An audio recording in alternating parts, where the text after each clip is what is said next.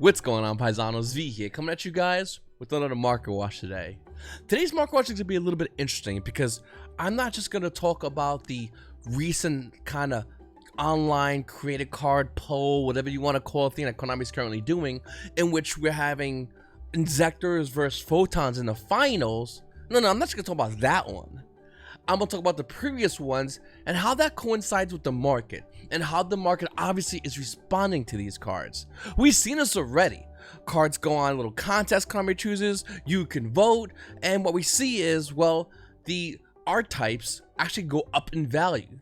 Specifically the cards that are hard to get. Now, if you're looking over here, you're going to see the Structure Deck Theme Poll Plan, which came out in, well, last year. And in fact, the winner of that was Shadows. But then Sacred Beast was also second, Trauma third, Traptrix fourth, Crystal Beast fifth. Now, the reason I want to show this to you guys is because obviously Shadows won. Here's a Structure Deck. They won. They're a meta for a very short amount of time. Technically, they still are kind of meta with Dogmatica Invoke Shadows, but nevertheless, Shadows won. Well, what happened? All the values of Shadow cards, for the most part, went up in value. Specifically, the really hard to get card. So the hard to get card at the time was obviously Ultimate Rare El Shadow Construct. I mean, look over here, it's roughly around $46 in the market price. Let me just put some conditions for it. The card right now, Unlimited, near mint. Let You Play Unlimited, about 50. Near mint, about 56. If you want a first version of Shadow Construct, it's roughly around $76. And the reason I'm saying that is because this card was not nowhere near the price point before it won that contest. Believe it or not, Ultimate Rare First Shadow Constructs were roughly around $40, and it jumped so much because they won the contest. And this is why it's really important when looking at this current contest we're having right now. Once again, we're in the finals, Shadows versus, Injectors versus Photons. I personally want Injectors to win, but nevertheless, no matter who wins, it doesn't matter. The market doesn't care about winners or losers. It only cares and responds to the hype behind these cards. By the way, Sacred Beast was second place with 33%, so what did Konami do? They made the Sacred Beast Structure Deck, of course. Now, obviously, there was no Sacred Beast huge specific archetype, so Konami just basically created a bunch of Sacred Beast cards, and they created a Structure Deck, which recently came out. Number 3 was Charmers, and you go, well, wait a minute, V, gotcha. Charmers were never a Structure Deck, and I would say, no, you're right, they were never a Structure Deck. In fact, Konami didn't need them to be a Structure Deck. They just threw them out there. I mean, Traptrix Alamaris coming out of Eternity Code, kind of a good indicator. They also made Traptrix Facilitia an Ultimate Rare. Yeah, if you don't need to be first place in order to have value. And that's kind of the crazy point we're in right now. In fact, real quickly, I just want to say there were 20 themes to choose from. There was Injectors, which is actually currently in second place right now. Atlantean Mermos, which actually did get support. Chaos, which, Toon Chaos kind of, goes in there. Mechan Phantom Beast, which I don't know if they need any more support whatsoever. Once again, Traptrix, Jinzo, which recently got support again. I guess it wasn't the collector's rare set, but it still got support. Sacred Beast, which once again came in second, Shadow won it. Dark Lord Archery. Basically, what I'm trying to show you all these archetypes, and I'm trying to point out the fact that these archetypes are just in line to get support. That means eventually they more than likely will. Like Fabled, aren't they getting support soon? Madolche's got a bunch of reprints. That could be Konami setting way for a new good card for Madolche. Since everything will be powered down as far as value in the market, they'll slap you with support and might make Madolche go up in value again. This is really important to note. Don't look at this current contest. No. That's the illusion. I mean, don't get me wrong. There's value there, obviously. But look at previous contests and realize what Konami is doing. They're saying, hey, we have a contest. Only one winner. Wink, wink. Realistically, there's no one winner. No. Shadows got it. Sacred Beast got it. Charmers got it. Traptrix got it. Technically speaking, my Crystal Beast didn't get it yet. But once again, this is what I'm trying to point out. Crystal Beast maybe might be getting support soon. And it might be a good idea to start looking at Crystal Beast cards in the market. Yeah, they got 8%. But the deck that got 10% got support. So we might see more Crystal Beast support. Will it be meta relevant? I did not say that. What I did say was, there's a good opportunity for Crystal Beast to have hype behind it with the release of a new card. Whether it's good or not doesn't really matter. If there's the hype behind the deck ultimately goes up in value. And in the case of Crystal Beast, we're talking a lot of value. I mean, obviously you got the dual tournament previews being insanely high. It's $174 price point, by the way. But realistically, the Crystal Beast Sapphire Pegasus from Forces of Breaker Ultimate Rare, well, unlimited versions, lightly played, already $75. And if you want a first edition version, yeah, it's roughly around $217 for a first edition version of Crystal Beast Sapphire Pegasus. Now, obviously, that might be a little too high for you, and there's other variations of these cards all throughout the entire market. But what I'm trying to show you guys is the fact that these structure decks over here, these themes, are not really necessarily something that you might have to choose between. The only question is who's going to get support first, and that's very important. In fact, when we came over here to the structure deck theme poll plan, seeing things like Karibo, Cyber, I think this happened in Oshi, if I'm not mistaken. Yeah, the Oshi structure deck in Japan. Karibo, Cyber, Morphtronic, Star Seraph, Super Heavy Samurai, Trickster, Ice Barriers, Gustos, Torgai, Kaiju. Ice Barriers won. In fact, Ice Barriers won, and now we're should be getting Ice Barriers structure deck soon. In fact, Ice Barriers went up in the market because of winning this contest in the TCG. Underneath that is Cyber Style, which I'm hoping is Cyber Dragons. It also could be those other Cyber cards from GX that aren't Cyber Dragons. I don't know what they're called. Anyway, Gusto, I think Gusto can support. Basically, once again, use this as a template of what could potentially go up in the market. Okay, I mean, yeah, maybe Cyber Dragons might get more support. They kind of already have a structure deck, so that'd be kind of weird, but who knows? Why not? More support for Cyber Dragons. Also, Gustos, in which, hey, listen, nobody's looking at Gustos right now. They're kind of low-key, really under the radar. Nobody's talking about them right now.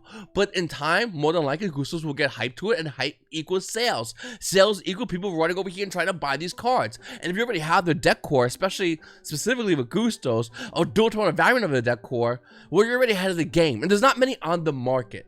Now, that brings us right here to the current Yu-Gi-Oh! 2020 Creator Card Project. And this is very deceptive, paisanos. I really want to emphasize this point because it's, hey, vote for one of these, okay? Even though somebody's already got support, somebody's definitely don't deserve to be long on here at all, and somebody's have not been talked about since their reception upon release date. Here it is, the 2020 Yu-Gi-Oh! Creator Card Project. Listen, I'll tell you right now, I highly doubt Konami will go, let's say Inzektor's win. And Konami goes, alright, here's your card, Inzektors. Kamehameha, card in your pocket. Go buy it. It's a lot of money, really hard to get. Have fun with that. Okay, let's say Inzektor's win. What happens in second place, Photons? Do you think Konami's gonna go, sucks to be you, Photon players, we don't want your money? No, obviously they're gonna make more cards. And that's really what I'm trying to emphasize in this. There's a lot of great deck cores in here. A lot of them. Some not good. Okay, Valkyrie players, I'm sorry. Okay, Valkyrie players, you should be happy you have Dragon Maids. Go to Dragon Maids, don't look at Valkyries. I'm just throwing it out there. But some people also want to go in and grab these cards. And when it happens, we're gonna see a lot of hype behind their markets based on their archetypes. Archetypes such as Inzektors, which is obviously going insanely high in value. Once again, it's my personal pick. I really hope we see more Inzektor support come out in the future. But let's also talk about Dynamist. I mean, Dynamist right now is almost worth nothing in the market. I mean, look at it. But look how many listings there are. 15. 15. These are rare and common, excuse me. But ultimately, yeah, you might want to kind of pick up your Dynamist call. Why not? It's dirt cheap. We also have Photons. And of course, Photons are worth a lot of money. I mean, yes, they're from the TV show. I don't know. I never watched the show. I think I've been told. Number one. Number two, they're Photons. I don't really know how much to say with that. I'll be honest with you guys. I'm not really up to date with my Photon knowledge, other than the fact that Photon Dasher used to be a really good card. Photon Orbital's overpriced, and Galaxy Ice Photon Dragon used to be a trash value Ghost Rare, which has exponentially risen. In fact, even the Ultimate Rare is starting to be clean up the market. I don't know why TCG players like, hey, you said Photons? You meant Evil Zoldoka or Rescue Rabbit? But even TCG players like, bro, I don't think you mean Photons. I think you mean like these cards that you might want to look at, not Photons. And I'm like, no, Photons. And like, oh, Photon Thrasher. Anyway, that's my mental message with TCG player. They're like, yo, they're like Photon Papilloperative, obviously Astro Pack 2. You want this one, right, V? Come check it out. So let's do it anyway. It's roughly around $14, which isn't too bad. The price point quickly goes up to $20. Real crazy, actually. I think this card, why is it flying me? I think this card, is definitely undervalued. Just want to throw it out there. Anyway, not to get sidetracked. Photons, okay? Even TCG players like, dog, are you sure? Up next, what else you got here?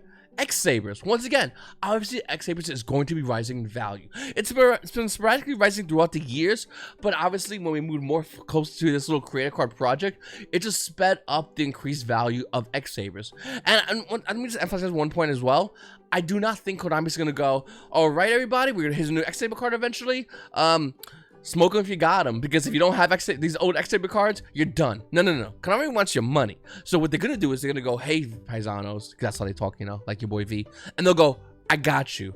X Saber Structure Deck with reprints of your favorite X Saber monsters, all right, featuring new X Saber cards that you're gonna use with these X Saber cards in the Structure Deck. Yay! And then hype just goes to the roof because nobody's gonna play with that goddamn commons. Some might. I will say some might. I won't. And I know a majority of you players who will not. Who will look at these cards and go, okay, I'll get my Dual Tournament Arabellums. Are we playing Wayne? All right, let me get a Wayne because it's like $5 right now. Nobody's looking at it right now. And this is the kind of thing that's going to be happening with a lot of these cards. Next, Sylvans. Or Sylvains. People saying Sylvains like there's an I in the A. Anyway. Sylvans are another great deck core to pick up. I've been saying this for a very long time. I'm going to continue to say it. Sylvans are very highly undervalued on the market, despite the fact there's not many printings of Sylvans. Yeah, you got the 2014 printings, maybe even 2015 printings in the case of Aurea, the High Orbiter, but ultimately Sylvans are relatively inexpensive right now. But then you put a little hype behind Sylvans, you light a little fire in that butt, the values of these cards get cleaned off the market. People are going to be going crazy trying to get their hands on a copy, and ultimately, Konami swoops in to make a bunch of reprints. We've seen this already. We've seen this already happen. I'm just really telling you the news, and I'm speaking to Future V saying, hey, at one point, this was not a lot of money. And then Future V's going to turn around and go, oh yeah, no, it's good money. Like, this is what's going to happen. In fact, we're not even done yet, Paisanos. Swap Frog, and frogs in general. Konami specifically put, and this is where it got kind of weird for me, they literally just put a picture of totally awesome, I'm sorry, Swap Frog on the board. And they're like, you know, frogs. Like, Swap Frog, okay. I mean, Swap Frog's kind of been going down a little bit in the market. Used to be around 100. Oh, I'm sorry, no, it's still around 100. Okay, what about Ronin Toad? That card's probably not expensive, right? $13 market price. Oh, look at that, it's down. $10 for the super rare, living with shipping. And this is for the super rare. Once again, if you want to buy the common, that's probably going to cost you not that much, right? Oh, the common Ronin Tonin is roughly around $3. Konami, why is this on the board if you have not had good reprints of these cards? In the case of like Ronin Tonin. And yeah, maybe you go, well, we did reprint Swap Frog. Sure, I guess so. You printed it as an ultra rare. Yeah, no, you definitely did do that. But what about Duke Frog? Another frog card, right? Yeah, this bad boy's worth roughly around $7.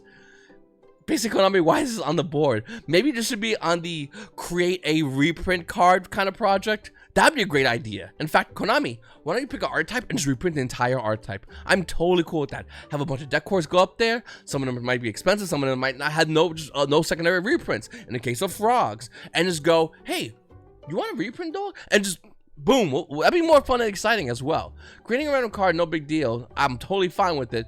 But some cards, in the case of like frogs themselves, definitely need reprints.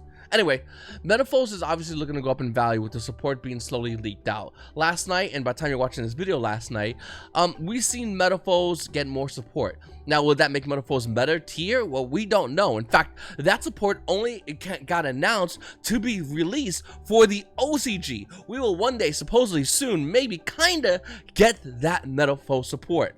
Well, the market doesn't want to hear that. That's not fun. That's not exciting. Everybody wants to go in and buy Metaphos right now. And that's what's basically happening in the market. If you have Metaphos cards like Super Rare Metaphos Volflame, OTS 1 Pack 4, sell it. OTS 1 Pack 3 Gold Drivers, sell it. I believe there was a third one. Maybe I am wrong. Nevertheless, sell it. Get rid of as much of your Metaphos stuff as possible. And don't get me wrong, I think Metaphos is great. I think when it eventually maybe makes its way over here, it might be meta. But that's not going to happen tomorrow. Not next week. Definitely not next month. We're probably at this point looking maybe if we're lucky by March of next year. If we're lucky. If Konami really moves fast, which during the situation we're kind of being put in with the whole world being crazy, I don't think it's going to happen. But if it does, hey, awesome.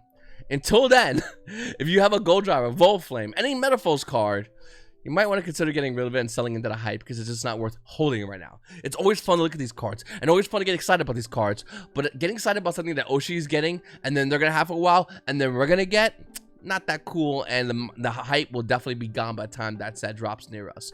Also, in case you want to get a little figure into that, Dragoon is banned in the OCG. That's how long they had it. we just got it, and we're like, wow, pretty fun. So, you know, things been out for a while over there. Over here, that's brand new news.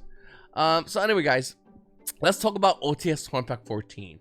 As of 4 days ago, OTS Tournament Pack 14 is now available to get. Start your remote duel OTS grind and have fun with it. I mean, there's a lot of great cards in here. I personally like the Super Rare Smoke Grenade Thief. I am apologizing to everybody who I'm going to hand loop, but that's going to look nice as hell. A Point of Red Lotus is a phenomenal card that's still being used in a lot of side decks. Obviously, if you don't want to spend the extra money to buy the Ultra Rare Super Quantum Red Layer, if you are looking to play Inferno Knights, I think that card's roughly around $11 to $13. You can get the super rare version, which is currently $4. Boy, you can pull it. Modote Mesanolado. There you go, Modote players. And there's a bunch of other great cards in here. I mean, for the most part, this is not a bad OTS set, to be honest with you, as far as super rares and commons. Ultimate rares, I already talked about how they definitely need work. But ultimately, getting an ultimate rare Nibiru is pretty nice. Do you buy it now? No. No, you do not. In fact, you wait for Ultimate Rare Nibiru. This card will ultimately go down in value. Will it go down and tank to like $10? Probably not, but it's still a great value card. In fact, my favorite card out of all these cards in this set, besides Smoke Grenade and Red Layer and Appointer, and which are great cards, is going to be Super Polymerization. Super Polymerization is like a ninja that just waits and waits and waits. The second the meta starts getting a lot slower, the second Super Polymerization gets a lot better. If I can slow down the meta, Super Polymerization thrives in that kind of meta. The last time we saw this card really decimate the meta was during the Trinity format, in which the meta was a lot slower, and Super Polymerization was just the most broken card there. And they didn't have the card pool we currently have right now. They couldn't do what we can currently do right now with Super Polymerization. Once again, I'm not saying to go and get your play set and get ready to use it. No. The meta is way too fast. But there's going to be a time, and I think that time will come probably around the summer ban list, in which we start seeing a much more slower meta. And the second we see a slower meta, obviously, cards like Super Polymerization are going to be the game-breaking cards. So keep your eye on this card is all I'm trying to say. And if you're a collector, this Toon Kingdom is $65. Thank Konami. You just thank Konami to get an Ultimate Rare Toon Kingdom. Collectors don't even care about Ultimate Rares, but hey, there it is. So yeah. Hey, maybe we're all wrong. Maybe Konami is just five-heading us, and they're slowly just getting ready to bring out tunes. I don't know, and neither do you. And you need your Toon Kingdom Ultimate Rares. Why? Don't ask questions. Those things are hard and annoying to deal with. Listen, all I'm going to try to say is Paisanos is obviously the main thing that you're going on again, OTS Tournament Pack 14, is going to be Nibiru. But you should definitely still, as much as you want Nibiru, still focus on getting also Super Polymerization. I really appreciate you guys watching my videos. Thank you so much for subscribing. Oh, one quick thing I want to say. If you guys are watching me on Twitch, I was streaming the remote duels, and I might have a video specifically made to talk about remote dueling this past weekend in New York Comic Con. In fact, I probably will. One thing that kind of annoyed me was the fact that we couldn't live stream the remote duels, which is weird if you think about it, being the fact that Konami was having their remote duel invitation at the same time as New York Comic Con, in which they live stream. Now you can make a couple of arguments, and let's go through two of them real quickly. Probably the two main ones. V, your comment section in your chat will be helping you in your game. Okay, easy way to resolve that. You can put the chat in emote only mode. V, you could be recording someone that doesn't want to be recorded. Sure, you're probably all right. So here's what you do. At the beginning of my videos, I go, hey man, so really quickly, and I have an accent. If you guys put against me, some of you might already know in locals that want me to do this, but I will. Hey, is it cool I record you for Twitch as well as maybe a couple of your videos for YouTube later on? Most people, in fact, almost all people, I've never had one person say no, will agree to that. Say, sure, of course, why not? So I don't understand that part of it. We definitely remote duels had a couple of issues this past weekend, and once again, I would love to make a video. I'll break it down for you guys, but I still think you guys should play remote duels. I think it's the closest thing you can get to do, other than physically going to YuGiOh events. And I really do think remote duels is fun and is enjoyable. And I think a lot of people are just skeptical to do it because why put your feet in the water if the water feels cold? The minute your feet goes in it. My advice to you: get thrown in the pool, and you will never want to do a little tippy toe thing again. You just jump right in, and you're ready to go. I think Konami definitely has a problem with promotion. They've always had a problem with promotion. And by the Remote Duel Invitational, with that little bit of a deceiving name, because, I mean, I was reading a comment section of Instagram and Twitter and all over, players were like, hey, Konami, and YouTube and Facebook as well, how do I get myself in to the Invitational to the Remote Duels? what Konami really meant to say was a remote duels invitational, which Konami, not me, but them Konami invites a bunch of people and tries to promote to get you to play remote duels. Probably didn't work. In fact, I would have to vehemently agree the fact that with anyone who says, yeah, that doesn't work. In fact, I think that in order to get Yu-Gi-Oh players to want to play remote duels, and call me crazy or maybe old-fashioned, but you give incentive for Yu-Gi-Oh players to play remote duels. I mean, yes, you can go play your locals, get OTS packs, that's awesome. But if you're Konami, how about we start holding some more events for remote duels? New York City Comic Con's a great start. Maybe we'll hold another version of remote duels invitational, Konami. Throw it on Discord and have everybody compete and then stream the top 16 matches and have people commentate on it. That would be really great. It will give an opportunity for players to fight for that carrot on the stick. You gotta realize, Yu-Gi-Oh players, we really don't fight for much. I mean, if you ever invite already and you're going to 300-man regionals, to you, that is a 300-man win-a-mat. Top 4 wins a deck box. Like, that's all it is.